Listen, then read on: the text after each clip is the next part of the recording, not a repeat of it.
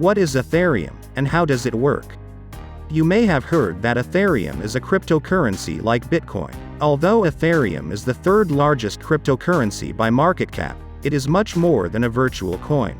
It's also a blockchain platform, and the cryptocurrency used to conduct transactions on the platform is actually called Ether, though it's often referred to as Ethereum as well. Hello everyone and welcome to another Get Going video.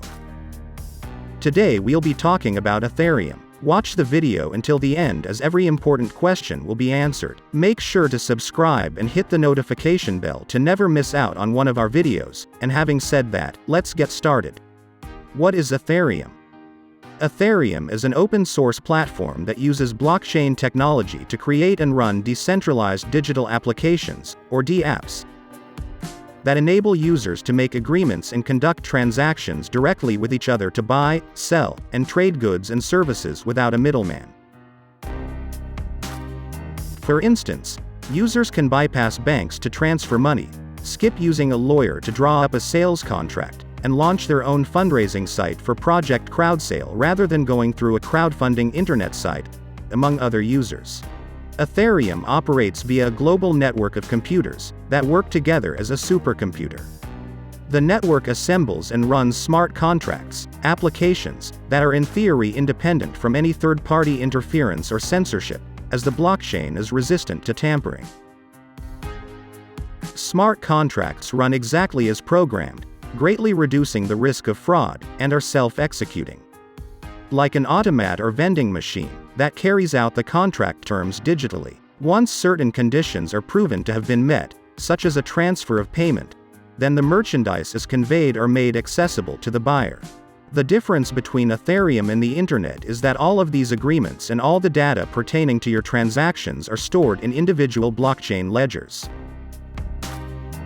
Not in some central warehouse like Google's Get Report Cloud or Facebook's Get Report servers, so it isn't as likely to be compromised by a data breach.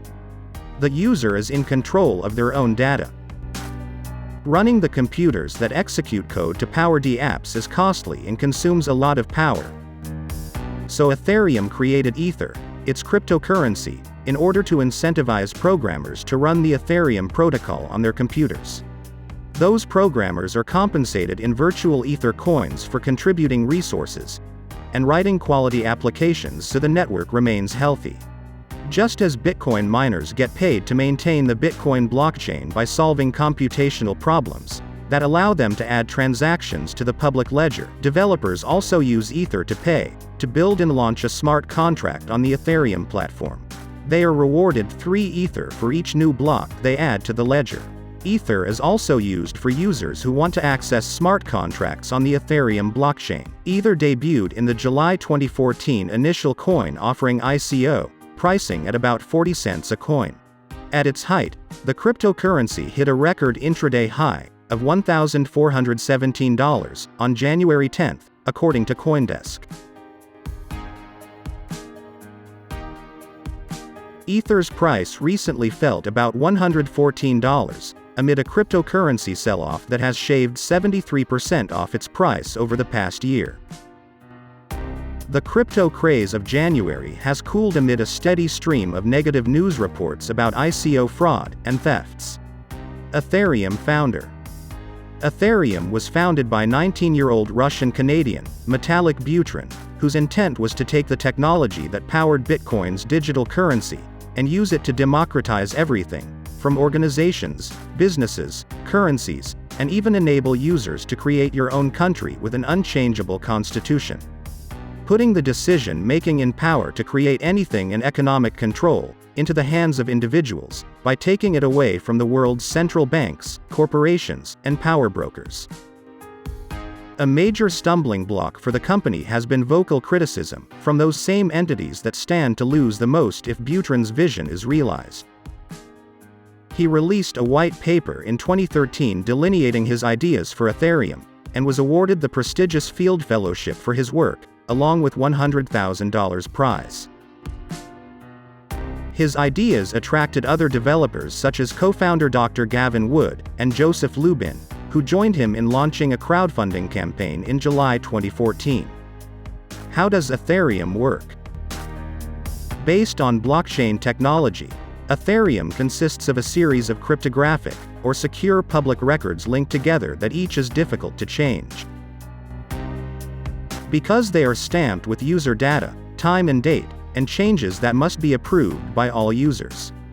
On the ledger, anyone can create a financial contract or keep debt or ownership registries, and eliminate the use of an external record keeper or trust officer. They're called trustless transactions, because they eliminate the need for trusting the counterparty to the transaction, since the contract is self-fulfilling. Because of its sweeping size and scope, Ethereum's main technical problem has been speed and storage. It has operated at only a few transactions per second, with other crypto platforms able to carry out hundreds. Users have complained of bottlenecks and the expense of using the platform. A recent report citing sources close to the project said Ethereum developers are discussing an upgrade that could boost the technology's capabilities. The update, known as Ethereum 1x, is expected to potentially be rolled out soon, and includes changes to help slow the Ethereum blockchain's growth. For any changes to be made to the platform, there must be a distributed consensus amongst the software users, but perhaps the update will be welcome, if it addresses the Ethereum platform's greatest shortcomings. Regulatory concerns. Ether has been dogged by regulatory concerns for a while, as Securities and Exchange Commission officials raised questions about whether Ethereum should be regulated as a security. Another dark cloud hanging over all cryptocurrencies has been the ongoing SEC investigation, and Department of Justice investigations into Bitcoin and other cryptocurrencies. The altcoin took a hit when Gary Gensler, a former Commodities Futures Trading Commission, CFTC chairman, said that there is a strong case that one or both of Ethereum and Ripple are non-compliant securities. The word non-compliant raised worries that only registered stockbrokers would be able to deal in Ether. At the time, the report sent Ether plunging, despite getting a boost in June when SEC Director of Corporate Finance, William Hinman, said Ether and the Ethereum network are not securities transactions. Regulators have yet to implement foreign regulations for cryptocurrency. Although the CFTC has said it deems Bitcoin a commodity, crypto's future still remains shrouded in uncertainty. With multiple investigations, in addition to pressure from regulators, the steady flow of criticism from banks, brokerages, and economists has contributed to crypto's nosedive this year.